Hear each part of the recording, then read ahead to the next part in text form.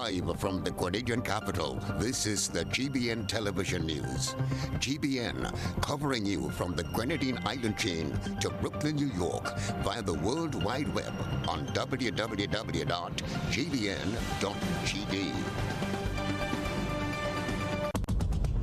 The news headlines is brought to you compliments GUT Credit Union. I'm reaching my dreams with GUT. They're the ones for me. I'm reaching my dreams with GUT. They're the ones for me. Since 1983, they've been serving the country, and we like all their financing, giving the people what they want, what they need, what they love.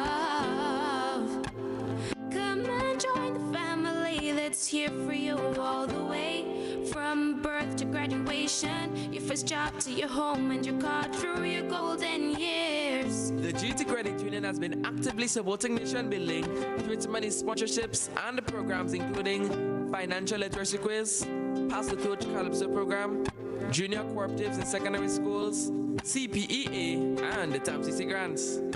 The credit union has helped many people make their dreams come true. Let them help you with yours. You don't have to be a teacher to be a member. So what are you waiting for?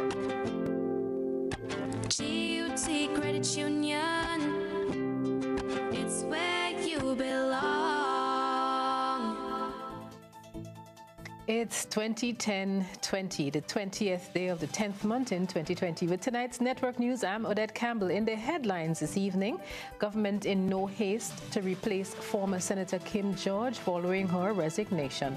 Attorneys citing the need for a decision over what's considered a public space as people seek clarity on possible charges for failing to wear masks in their private vehicles.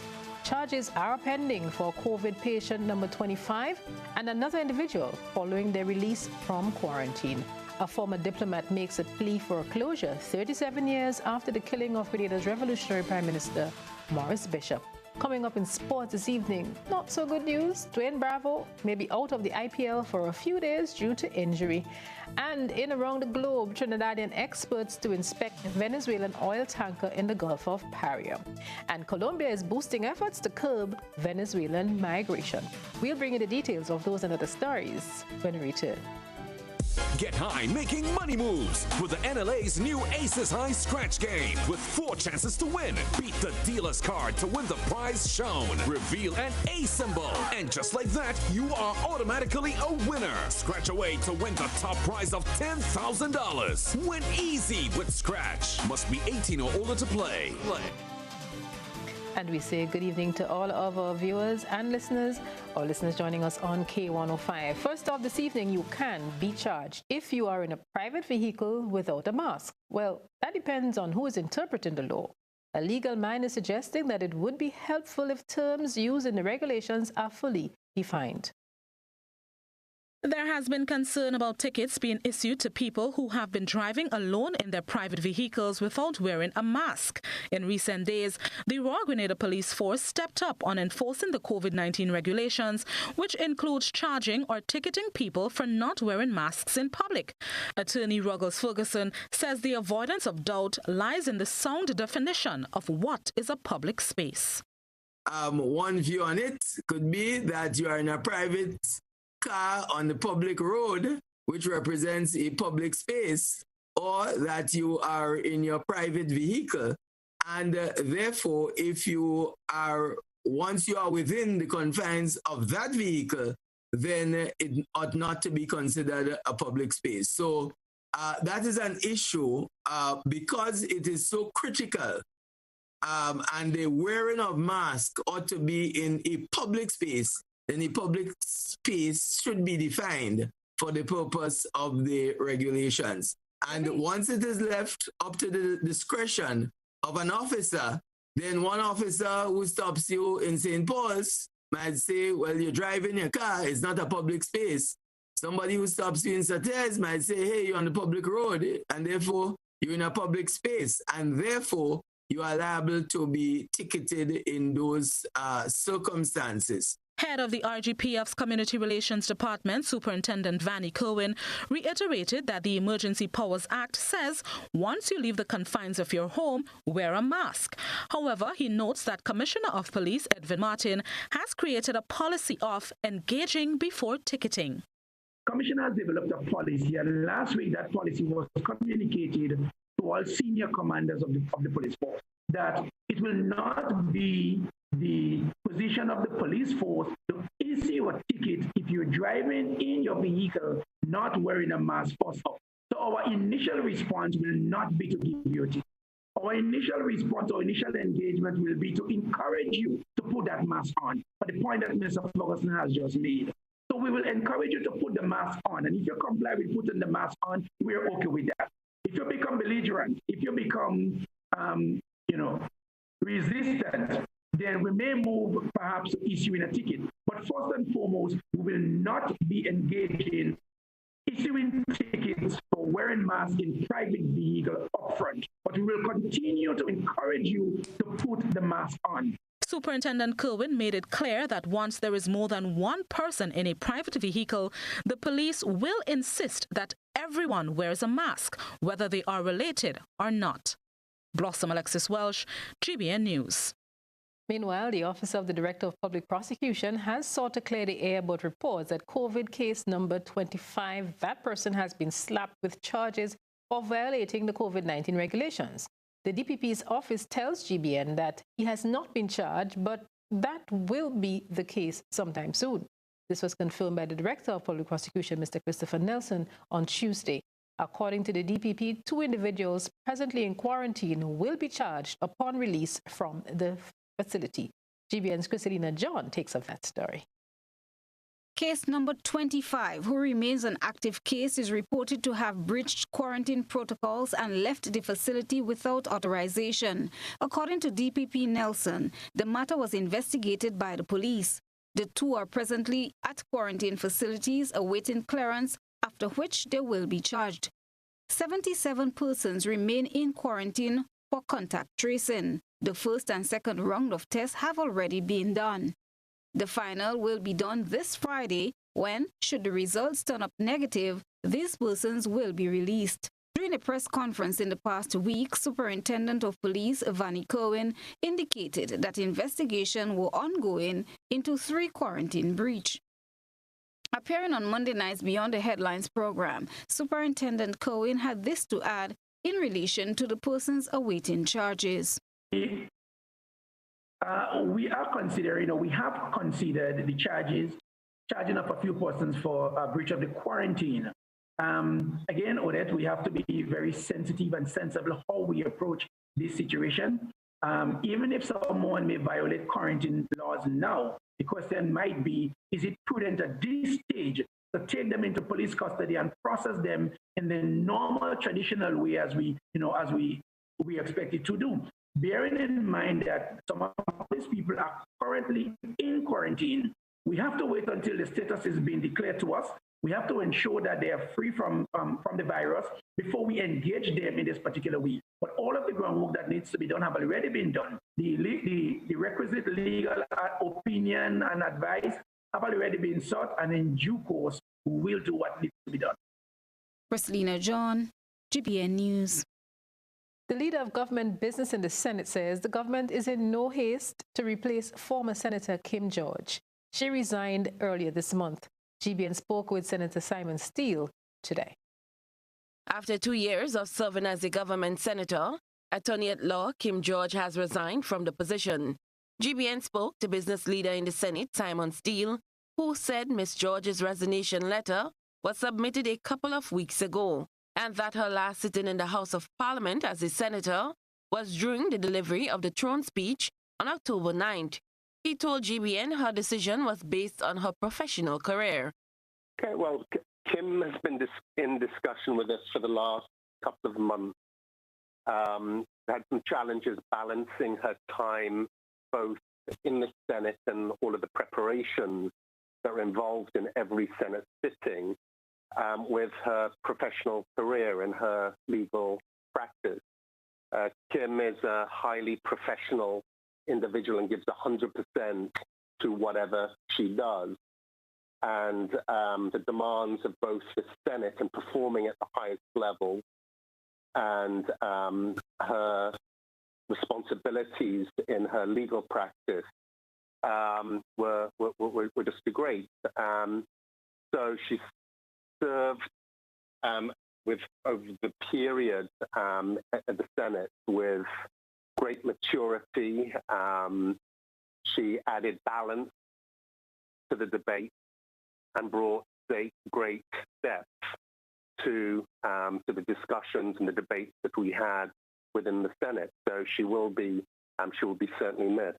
Minister Steele said government is in no rush to find a replacement. What we will ensure is that whoever does replace her will be somebody of the highest caliber with the potential to contribute significantly and positively to the national conversation.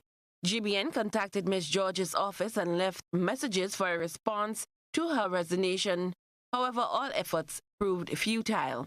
George was appointed by the ruling New National Party, the NNP, following its landslide victory in the 2018 general election. Her resignation follows on the heels of the resignation of former Farmers Representative in the Senate, Dr. Duncan Campbell, who resigned in early September, citing medical challenges. His position was filled by Senator Roderick Sinclair. Cherry and Blackman Stephen, GBN News. And still to come from us this evening, further calls for the U.S. government to come clean on the remains of Morris Bishop and others. They're being told they should say exactly what was done. We'll tell you who is making those calls when we come back. Do stay with us. Need a quick, convenient way to pay your bills and avoid lines? Use the online banking feature from Republic Bank, First Caribbean, or Co-op Bank. Contact them today to set up your online banking and enjoy 24-hour convenience to make your bill payments. Stay safe. Grenlec, we are united even when we are apart. There's a reason we have been here to serve you for the past 40 years. A reason we have continued to grow. A reason we have continued to celebrate. That reason is you. We have been here to help you plan for your future and here to help you celebrate your achievements. We continue to be here, even when the future seems unclear. Because one thing is certain, you're the reason we care. Republic Bank, we're the one for you. Your hard work, talent, and creativity, plus Flow, equals more ways to chase your dreams. Flow is connecting all of Grenada, from Point Salines to Hillsborough, with the most reliable connection on the island. So now everyone can work, study, and keep moving forward together. Visit discoverflow.co for more information. The Franklins are returning from their dream vacation, but they soon discover that their world has changed. They want to test Papa for COVID-19. Why they don't test all them damn people that flying on the plane with the woman they calling Patient Zero? Heritage Theatre presents Patient Zero, a full-length play written by Chris DeRiggs, directed by Neela Etienne. Patient Zero, a story about a family and a nation under the grips of COVID-19. Madness! Pure madness! He got the whole world in his hands. We got the whole world in his hands. I mean, your father has just been carried away on a stretcher, and all you can say is you're locked up and you're frustrated? What do you want me to say? I'm locked up and frustrated. Patient Zero at the Grenada Trade Center. They ain't even allowing 2 dashing to come from St. Vincent. All they're talking about is curfew, curfew, curfew. Social distancing and other safety protocols will be in place. When I need shelter, warmth, security, I know you'll be there. Something in these moments lets me know you care. Maybe the way you shield me, maybe it's your smiles and the way you tell me it's okay to try. Now I'm invincible. I can back my sack. I I can take the long road, 'cause it's okay to look back if I am scared. I know you're there. Arise, together there's no limit to what we can do. Arise, with no wings, fly. Arise, and we're so high, enjoy the view. Arise, look, no wings, fly. This is Ariza, your financial freedom, your future. Introducing the new Digicel Prime Bundle. It's simply more bundled together. 54 gigs for 7 days for only $25. More data, more fun. Activate today on the My Digicel app. GBN leads, the others follow. This segment is brought to you by Republic Bank. There's a reason we have been here to serve you for the past 40 years. A reason we have continued to grow. A reason we have continued to celebrate. That reason is you. We have been here to help you plan for your future and here to help you celebrate your achievements. We continue to be here even when the future seems unclear, because one thing is certain: you're the reason we care. Republic Bank, we're the one for you. And welcome back. The clarion call is no bodies, no closures. The families of people who lost their lives 37 years ago on Fort George continue to live without closure. Another voice is being added to those calling for the United States to come clean and bring forward information that has been missing for more than 3 decades. Blossom Alexis Welch has this report. Viewer discretion is advised, since this story contains images that may prove to be disturbing to some.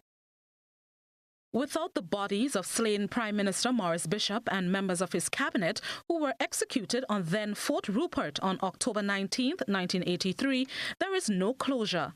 The thoughts of former diplomat during that period, Kennedy Roberts.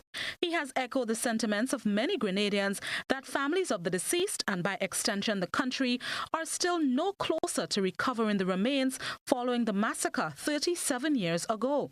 Appearing on To The Point Tuesday, Mr. Roberts says reports about what took place immediately following the assassination on the fort have circulated, but the aftermath is what is missing from the story. While we have seen a lot of things going on in the 37 years, the persons who were charged and were in jail have been released and carrying on with their lives, and still we haven't had the conclusion with regards to the remains of those who were killed. And the evidence is there. There's enough to tell us what happened on the fort. They moved the bodies to Calavini, they burnt it, the Americans came in, the Americans had access to it. I've spoken with persons from St. George's University who gave evidence in the little commission that they had with clearly state that St. George's University had access to the bodies with the Americans, but the Americans have never confirmed, yes, they took the remains. Mr. Roberts, who is now deputy chairman of the National Democratic Congress, says the onus is on the Americans to come forward about what happened to the remains. I am aware that they dispose of the bodies in Calavini, in the hole that this is the information that most of us are aware of. I remember there was an article in the Barbados Nation newspaper with the American soldier standing over the hole talking about the remains. This information is out there. I'm sure after they must have some way of getting this access to this information. Freedom of Information Act in the U.S. supposed to make the Grenada information that were secret public now. And there's a lot of things that we need to go into for healing. There was this talk about family members getting certain pieces of jewelry from that hole. So we have to be objective. We have to be honest. We have to try and get the facts. And as you're rightly saying, people are dying. The annual ecumenical service was held on Fort George on Monday in remembrance of those who died on October 19, 1983, when soldiers of the People's Revolutionary Army opened fire on demonstrators who had just freed Prime Minister Bishop from house arrest. The 17 people who were convicted for the killings were released from prison over 10 years ago. 2 of them, Phyllis Code and Kamar McBarnett died this year. Blossom Alexis. Minister for Social Development, Housing and Hospital Services, the Honorable Delma Thomas, says records indicate a spike in non-communicable diseases. GBN's Christina John picks up that story. Government has come under fire in recent weeks for the failure in the provision of proper health care. Minister for Social Development, Housing and recently added Portfolio Hospital Services, Delma Thomas, promises transformation. Addressing members of the media on Tuesday, Minister Thomas pointed an upsurge in non-communicable diseases. Diseases like diabetes and hypertension that after the lockdown we have seen scores of persons falling sick with stroke and other complications of those lifestyle diseases. And so education must be an integral part of what we do at the level of the community. Decentralization of services, she says, will be their top priority as they look forward to making healthcare more accessible to ordinary people. Cancer, the leading cause of death in Grenada, is also top on their agenda. We ought to look at an aggressive program in terms of education because a lot of the cancers can be prevented and can also be dealt with early if you do follow take your particular examination like a pap smear or the breast test and all those stuff. So we will be working to ensure that we deal with those issues, and not only the issues of services, but we are also aware that there are issues as it relates to our staff. We know that some of our staff are demoralized because of particular issues. And so we will work together with the management and with our staff. We'll be there with them. We'll be hearing from them. We'll be on the ward with them, and therefore better able to address those issues. Acting Permanent Secretary with responsibility for hospital services, Hannah Julian St. Paul, highlighted some of the priority areas that will be worked on during the coming months. The surgical departments, oncology, our diagnostic services, electronic medical records, decentralization of services, the reconstructing of our primary health care services, and also the improvement in our human resources. Christina John, GBN News. As Christina mentioned, Minister Delma Thomas recently had hospital services added to her portfolio. Well, she's hit the ground running, pledging to make a difference in healthcare. A discussion on the involvement of the business community in making this a reality started during a cleanup campaign at the hospital over the weekend, where the idea of adopting a ward was discussed. The cleanup was the first phase of the initiative of creating a more conducive environment at the hospital. Minister Thomas spoke on the intent going forward. Because in that first phase, we have introduced what you call adoption of a ward. And we were happy by the outpouring of support from the business community, corporate Grenada, who are willing to adopt a ward for providing beautification and minor repairs. Major repairs are always the responsibility of state, but the business community will assist us if a door go bad, a window go bad, or painting and beautifying. We will have that program launched in short order where we will give them the adoption certificate of the particular ward that they are adopting. Minister Thomas says that's just the beginning, and there are several other plans in motion. We realize that there are some issues of mold on the walls in our clinic, and therefore many businesses reach out to us after that first phase and after we posted. So while there are some who believe that it should not be posted, but that was awareness, because people even living abroad have committed to providing assistance as we move forward. So in November, we will have the removal of molds. Some professional painters will give a facelift to the General Hospital. And then we will proceed with beautification as we go into the Christmas season, bringing cheers and joy on the faces of our patients and even our healthcare workers. A very confident new Minister for Hospital Services there indeed. It's time for tonight's GBN I Saw. There's been a lot of talk about staycation, and we've heard about increased visit to attraction sites. There just might be one to be discovered at Pearls, St. Andrew. Let's see what's in tonight's I Saw. A good eye captures all. GBN Eyesore is brought to you by Clear Vision. You know us, but we knew. You feel at home with every visit. An experienced team offering personalized courtier service and trendy brand name lifestyle products. We're changing the vision care landscape one customer at a time.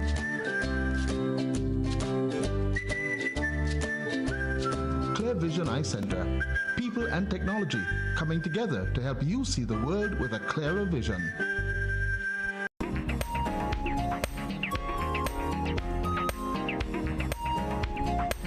Tonight's Eyesore features Pearls Airport in St. Andrew. This was Grenada's first airport, which opened in 1943. Today, the dilapidated aircraft, still located at the airport, makes for a tourist attraction. You can send in your photo and video submissions via our social media platforms. Well, there was no Spice Mass this year, but the Spice Mass Corporation is taking all things into consideration and hoping for a better 2021. We'll tell you what some of their plans are. Stay with us. Real Value IGA Supermarket, serving our community. Think Real Value IGA Supermarket today. Real Value IGA Supermarket keeps the savings flowing when you use your Real Value IGA Supermarket frequent shopper card. Excuse me, ma'am, do you have a shopper's card? Sure. Real Value IGA Supermarket, where good food begins. Showtime shop at Quartz. We got all the things you want. So many ways to shop. You can pick up curbside. It's showtime shop at Quartz. All the appliances, electronics, and furniture you like. Showtime. Showtime. We got it. Just what you need. Yeah, Quartz got it.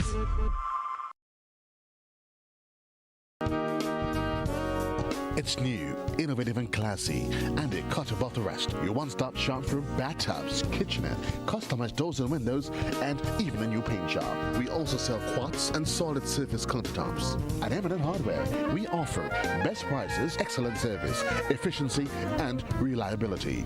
Visit us at Dusty Highway, Grandin, St. George, or call telephone number 440-6757. M&N Hardware, from foundation to roof. Let's build together.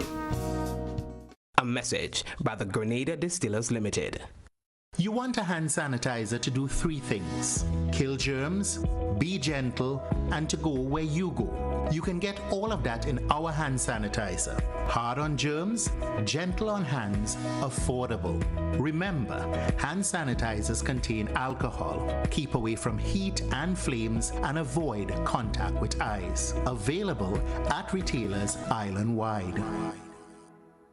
A message by the Grenada Distillers Limited.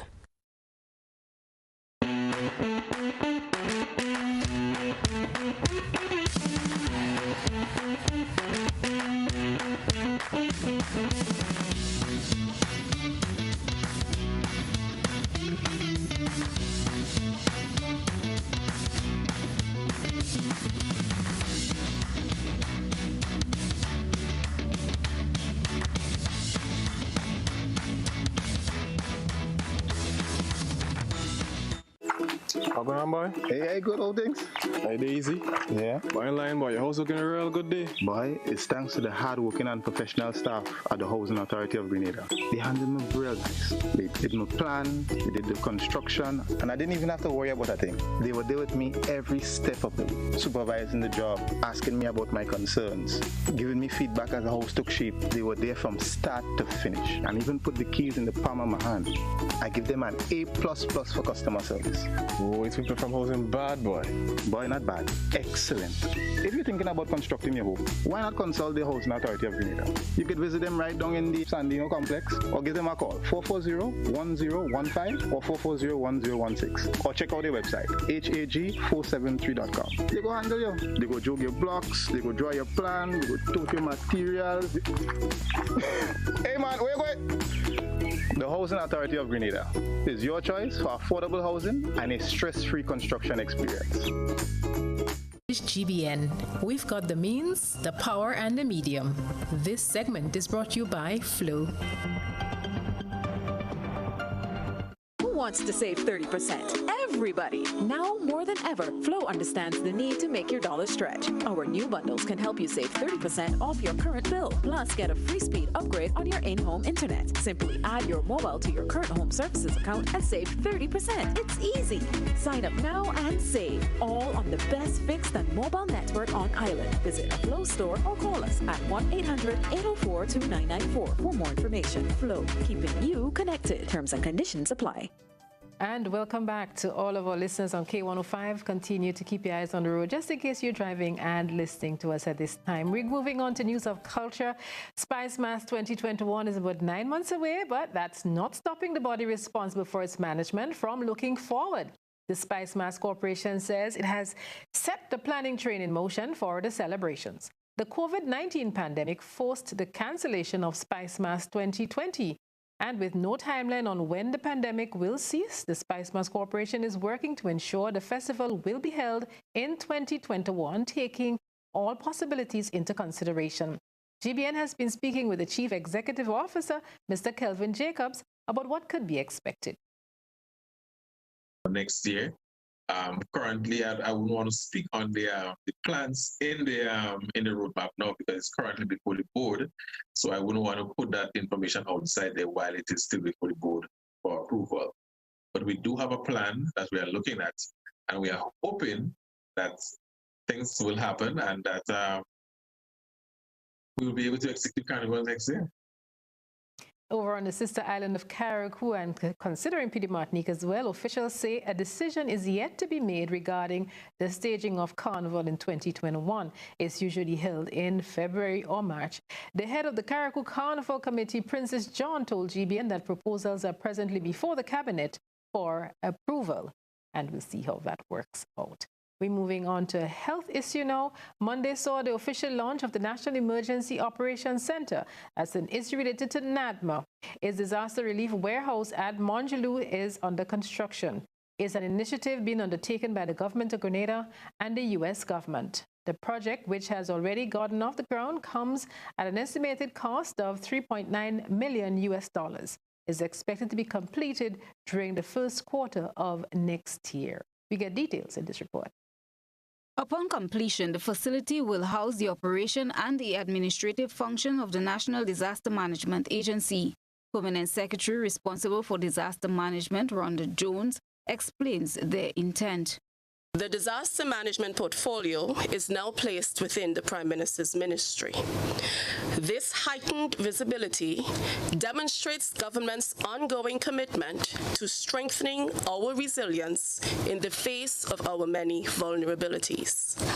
I must highlight that integrated sustainable principles have been incorporated into the design, development, and construction of this facility, thereby ensuring that we maintain our commitment to investing in resilient infrastructure. The U.S. government has played an integral role in the construction of this National Emergency Operations Center Disaster Relief Warehouse.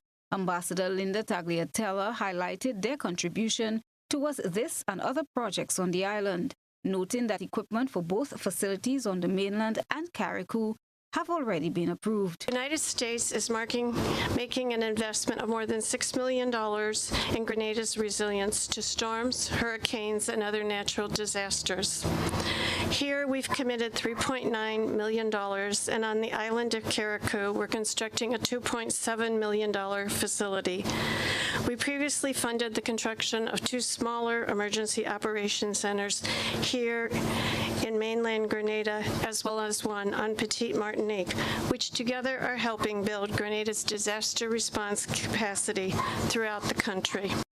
Senator Winston Garwe, Minister with responsibility for disaster management, says NADMA's present location is not conducive to function effectively, as the present facility exhibits limitations. Senator Garwe says he looks forward to the completion of this new facility. I am indeed pleased because it is a dream that we've had for quite a long time. And for those who are familiar with our current location will understand the dangers and sometimes the challenges that we face in that facility. 14th of September of this year, during the great lightning strike, I call it.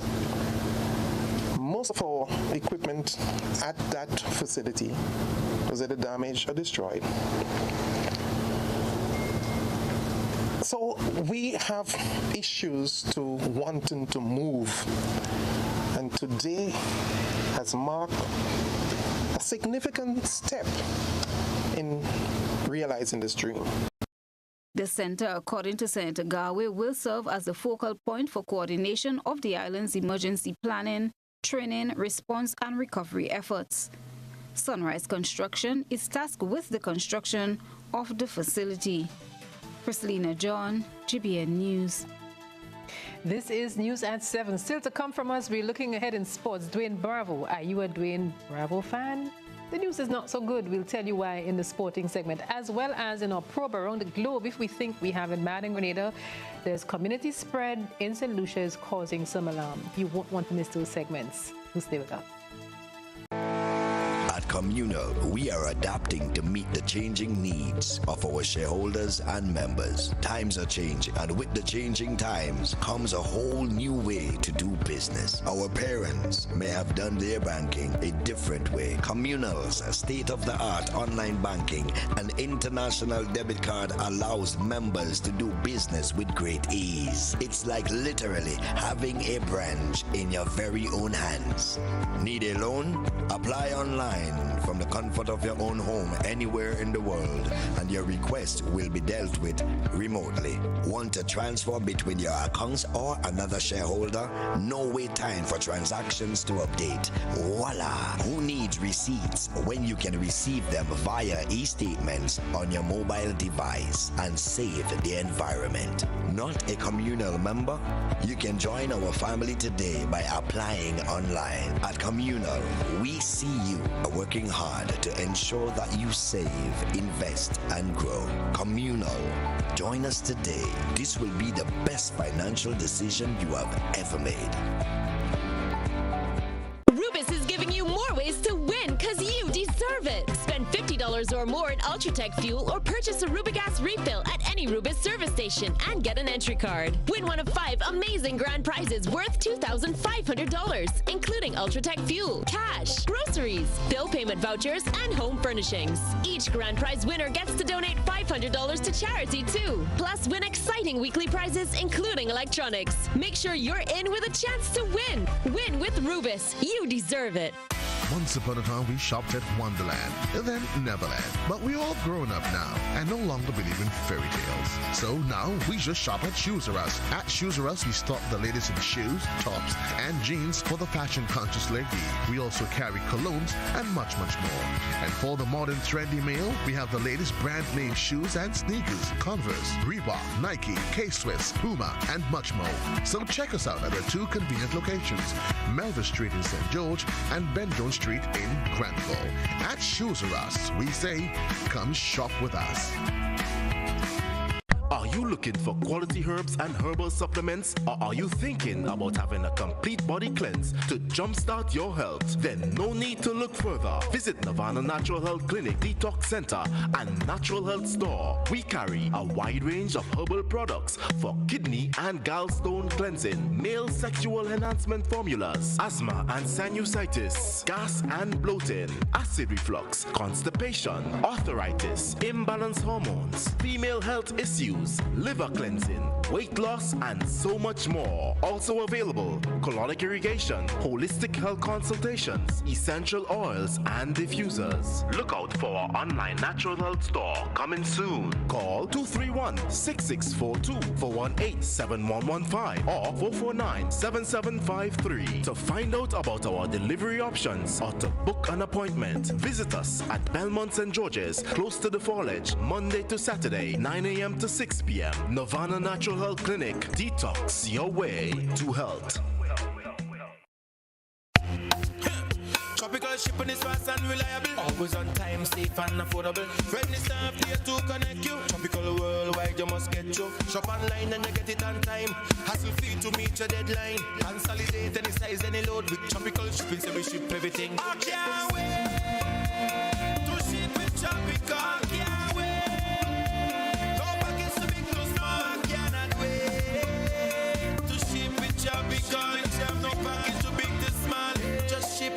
tropical. Local agents, George F. Huggins and Company, Grenada Limited.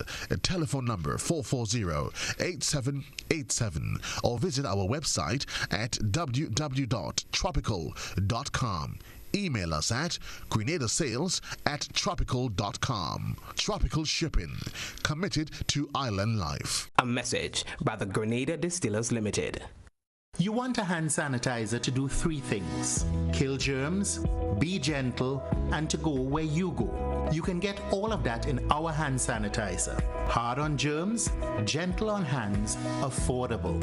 Remember, hand sanitizers contain alcohol. Keep away from heat and flames and avoid contact with eyes. Available at retailers island-wide.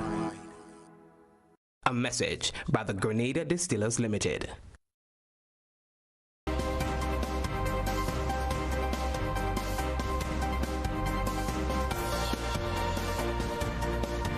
It's time to bring you up to speed on the regional weather forecast. Igoni Mohammed has the details. That's right, Dishan. It's definitely something to make you head outside just after midnight and really just look up at the sky, because the Orionid meteor shower will peak into the early morning hours of October 21st, but it is fine to start watching from all now, and that's the sprinkling remnants of Halley's Comet in Earth's atmosphere, and that is going to be creating a dazzling display with the moon's faint waxing crescent phase, which will allow for optimal viewing. And if you can't see the meteor shower on October 21st, well, experts are advising that you look up during the early morning hours before and after Wednesday of this week, because it will still be visible and you can expect up to 20 meteors per hour streaking across the sky during the peak of the Orionids, which is usually putting out the greatest number of meteors in just a few hours before dawn. So how many will you see in 2020?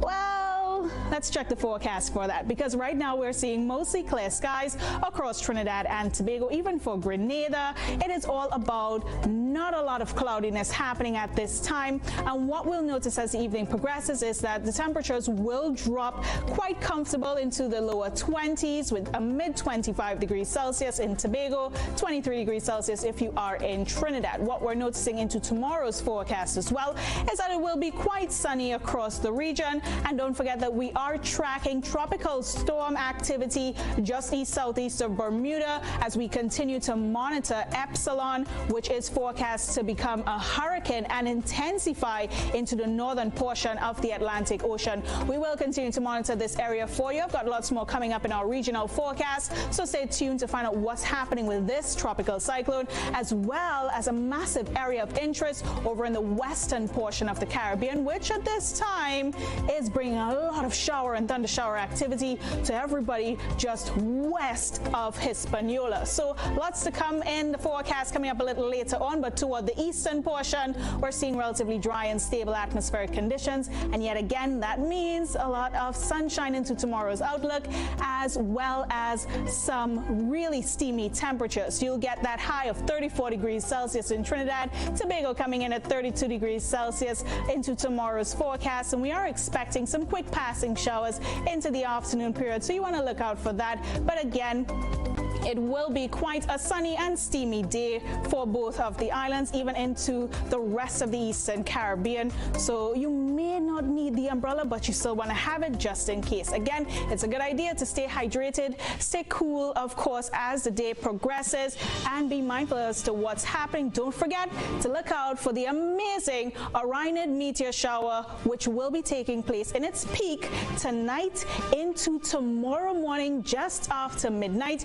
You really don't want to miss out on this one, even though it extends all the way into November. So no need to get any goggles or anything, or any binoculars to look out for these. Your naked eye will do just fine. If you can wake up very early in the morning, you'll be sure to see just a few.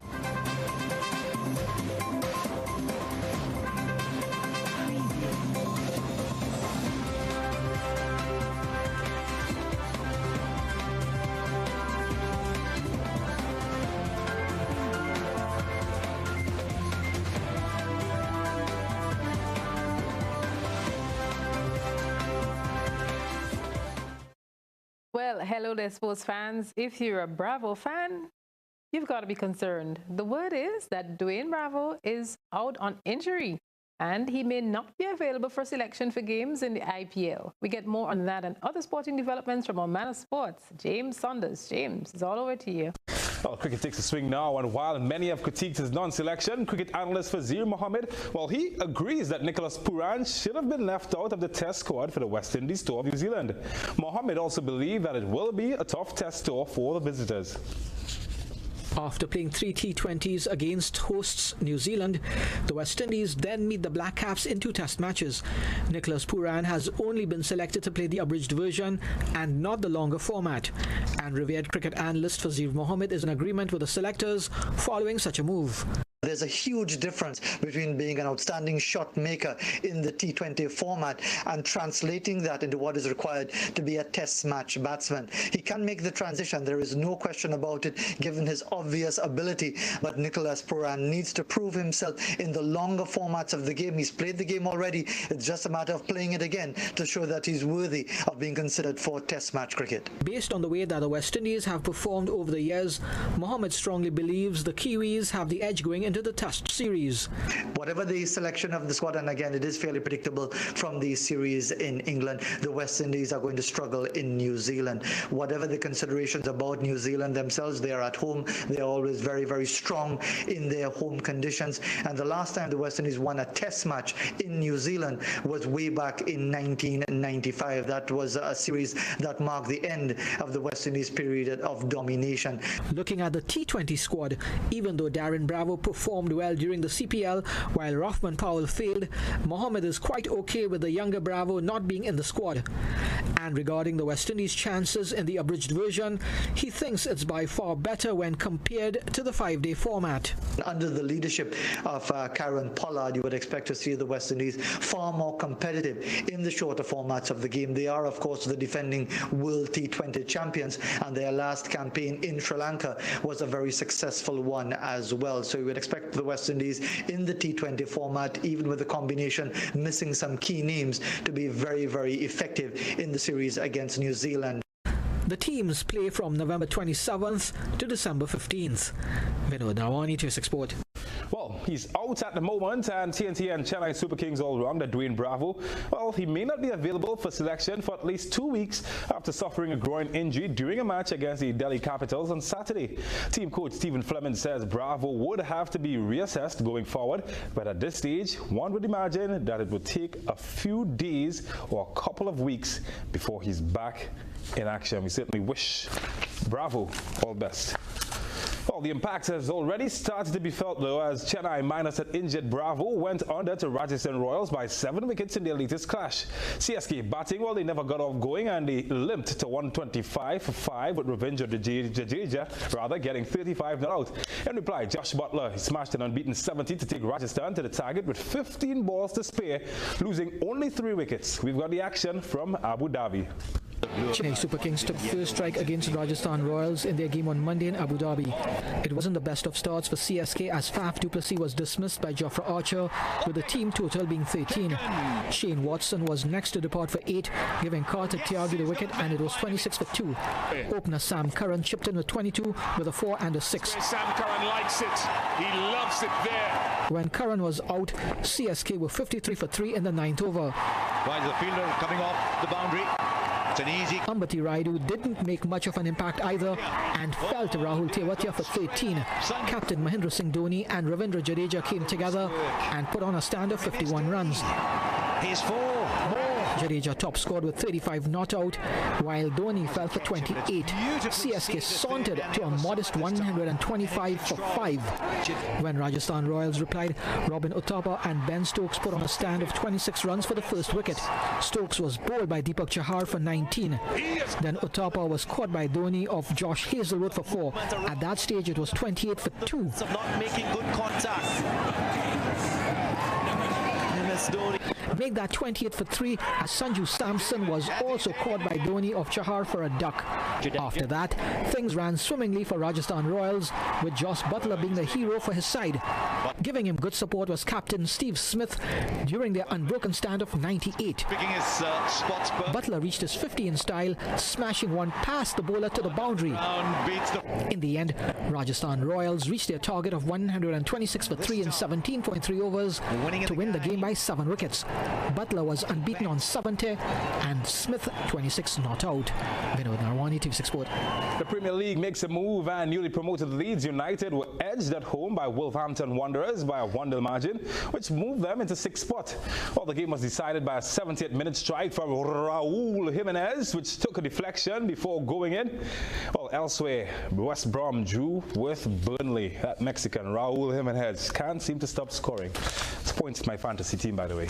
All right, let's get in some Major League Soccer as they move closer to the playoffs.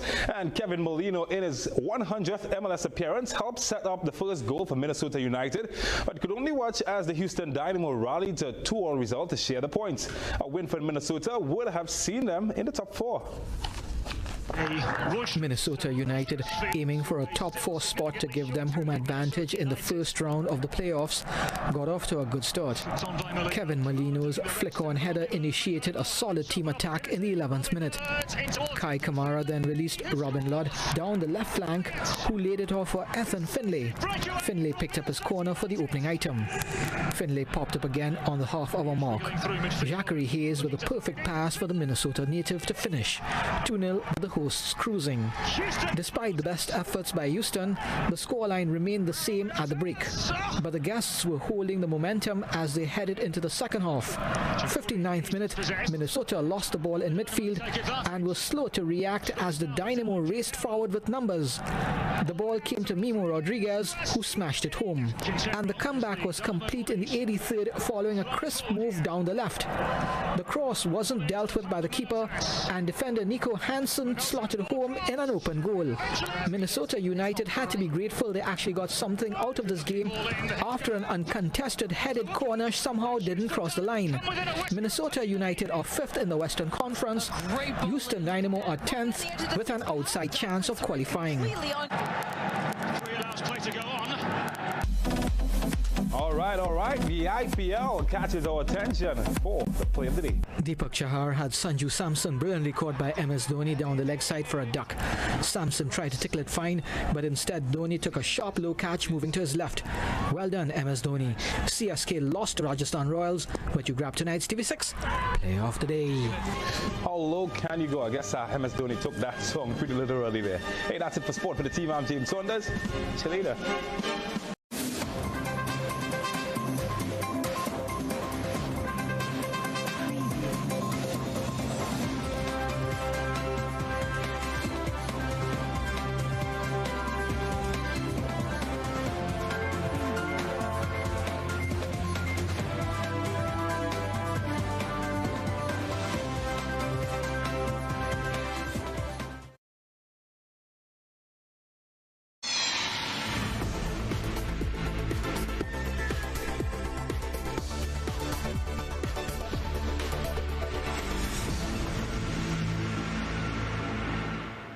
Our probe around the globe begins in St. Lucia, where the COVID-19 counter has gone up. 3 more COVID-19 infections have been confirmed by the Chief Medical Officer, Dr. Sharon Belma-George. The CMO has confirmed the island's 29th case, being that of a 48-year-old minibus driver.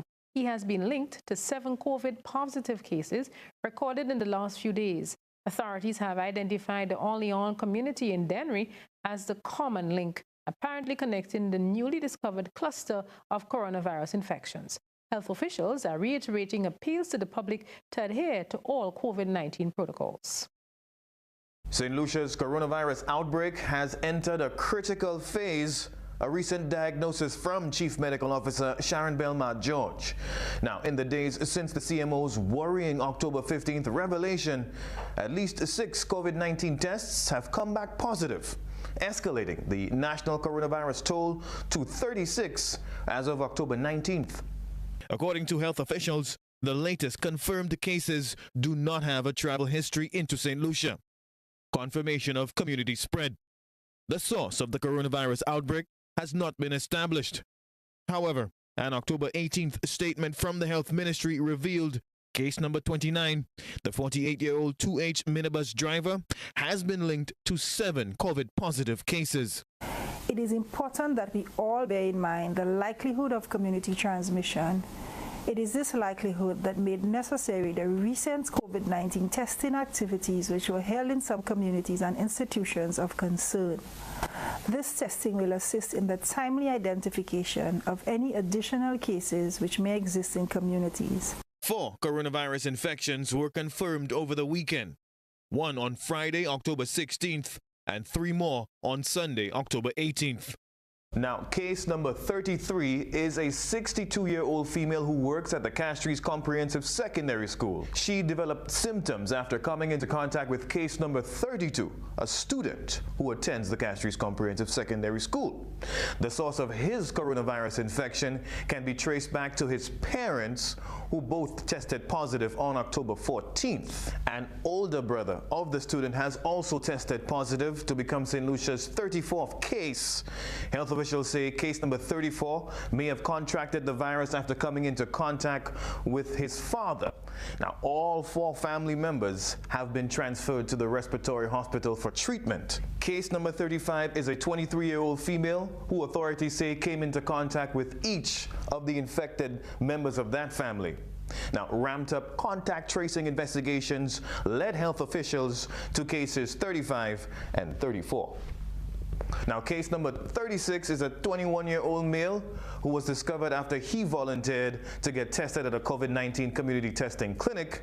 His infection can be traced back to case number 33.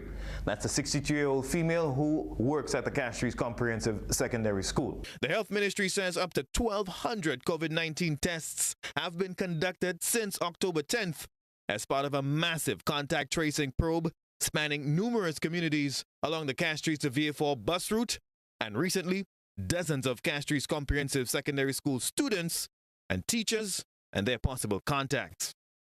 Rihanna Isidore, NBC Prime. Interesting developments in St. Lucia. Could be a little bit scary, but we'll continue to do what we're supposed to do in Grenada. We're moving now to Trinidad, where a team of experts is set to visit the Venezuelan oil tanker in the Gulf of Paria. The team has been granted approval to enter Venezuelan borders. We get more details on this from TV6. October the 16th, you can see the tilt on the vessel. That is looking like more like a 25-degree tilt.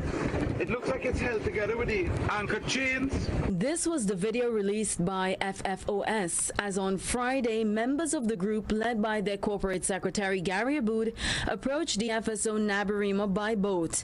Aboud said that although Venezuelan officials have stated repeatedly that the vessel, which contains 1.3 million barrels of crude oil, has been stabilized, he has been receiving consistent information from Venezuelan counterparts indicating otherwise. FFOS has come in for some criticism over the illegal mission, but Aboud feels it was necessary given the lack of information and what he believes is the seriousness of the threat. An expert team from TNT was supposed to inspect the FSO Nabarima at the end of September, but that did not occur because permission was not given to enter the Venezuelan border. According to Minister of Foreign Affairs Dr. Amir Brown, those approvals have now been granted, and the team, which has been assembled by the Ministry of Energy, is expected to land in Venezuela on October 20th. Dr. Brown indicates that the aim is to emerge with a report based on data and scientific observations that would assess the stability of the vessel and any potential risk to the environment. Even as the vessel remains anchored in Venezuelan waters and is owned by Venezuela, the minister indicates that several diplomatic avenues are being pursued to ensure the inspection takes place as a safeguard to the marine environment and people of TNT. Dr. Brown states that the way forward would be guided by the team's report. But even that, Aboud is unsettled about. We have simply asked, what is the expertise of these people? Who will they report to? What action can we take to ensure the stability of the vessel? Because for 2 months they're saying that the U.S. Embassy have sanctions.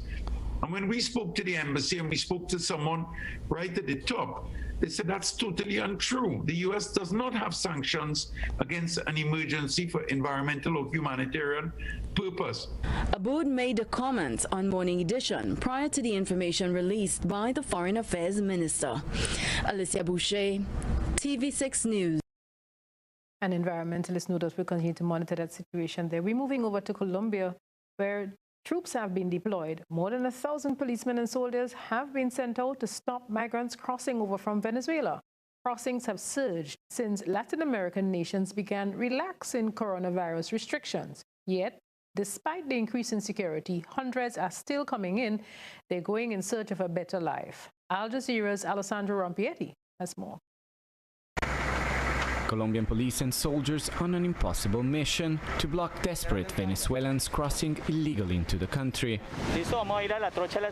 Formal entry points have been closed for months to stem the spread of coronavirus, but clandestine trails are everywhere. As economies reopen across the continent, a new flood of Venezuelans is fleeing misery and hunger at home, an influx authorities admit they can't control. It's very difficult, especially during dry months when they can cross almost anywhere. This border has way too many holes. 5,000 migrants entered Colombia in just 10 days, many paying the little they had left to criminal gangs who profit from smuggling gasoline, drugs and people on the trails. The Peláez family had returned to Venezuela at the height of the pandemic. Now they're trying to make it back to Colombia's capital to look for work and food. We will continue walking with whatever help we can find. Food, a lift, anything that helps us advance. In normal circumstances, this bridge would see almost 40,000 people crossing on a daily basis. Now it's totally empty, and the Colombian government was planning to reopen the border between the two countries on November 1st, but now fearing a massive influx of Venezuelan migrants into Colombia, it's saying it cannot reopen it. The conditions are not in place to reopen and address the migration crisis. It could be the most critical phase of the past 5 years, and we must assess our capacity to attend them, especially when we already have 2 million Venezuelans in the country. The closed border is also impacting Venezuelans who have lost work and are trying to go home. Their numbers have decreased in recent weeks.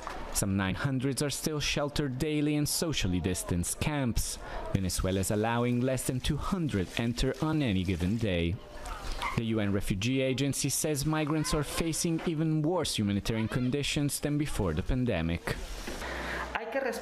We need to respond to the reality on the ground. It would be an error not to address these growing needs. We are working with the government to generate that response. The Venezuelan crisis was already one of the worst in the world. The pandemic is pushing migrants and those struggling to help closer to the breaking point. Alessandro Rampietti, Al Jazeera, Cúcuta. Thanks, Alejandro. And that wraps up tonight's regional and international news or probe around the globe. Just in case you join us late, we remind you of the leads in this next section. Recapping the main points in tonight's news, government in no haste to replace former Senator Kim George following her resignation. That's according to Senator Simon Steele. An attorney cites the need for a decision over what's considered a public space as members of the public seek clarity on possible charges for failing to wear masks in their private vehicles. Charges pending for COVID-19 patient number 25 and another individual following their release from quarantine. A former diplomat makes a plea for closure 37 years on after the killing of Grenada's revolutionary Prime Minister Maurice Bishop and others. In sports this evening, we heard that Dwayne Bravo may be out of the IPL for a few days due to injury. And in Around the Globe this evening, we learned that Trinidadian experts are going on to inspect the Venezuelan oil tanker, which seems stranded in the Gulf of Paria. And Colombia has been boosting efforts to curb Venezuelan migration. That's the news this evening. In case you missed any part of the newscast, remember you can catch up on the GBN social media platforms, including our Facebook page and the YouTube channel. I'm Odette Campbell. Thanks for joining us.